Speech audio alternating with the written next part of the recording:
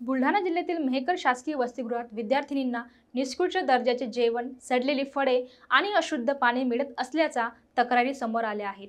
या पार्श्वभूमीवर आमदार सिद्धार्थ खरात यांनी वसतिगृहाला भेट देऊन परिस्थितीची पाहणी केली आणि संबंधित अधिकाऱ्यांना कठोर इशारा दिला।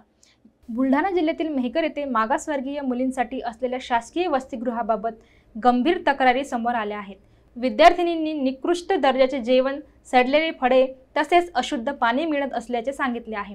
या तक्रारी वारंवार आमदार सिद्धार्थ खरात यांच्याकडे येत असल्याने त्यांनी अचानक वसतिगृहाला भेट दिली। या भेटीदरम्यान विद्यार्थिनी थेट आमदारांसमोर आपापल्या समस्या मांडल्या।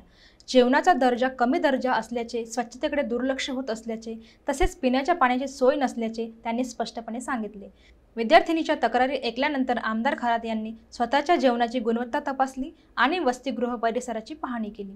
यावेळी ते आक्रमक होत संबंधित अधिकाऱ्यांना धारेवर धरले।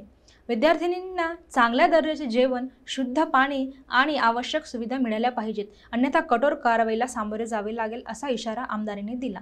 या घटनेमुळे विद्यार्थिनीच्या समस्या प्रत्यक्ष उघड झाल्या असून प्रशासनाची जबाबदारी पुन्हा एकदा अधोरेखित झाली आहे। वसतिगृहातील परिस्थिती सुधारण्यासाठी आता संबंधित विभागावर दबाव वाढला आहे। विद्यार्थिनींना योग्य सुविधा मिळाल्या तरच त्यांच्या शिक्षणाचा प्रवास निर्धास्त होईल अशी अपेक्षा व्यक्त होत आहे।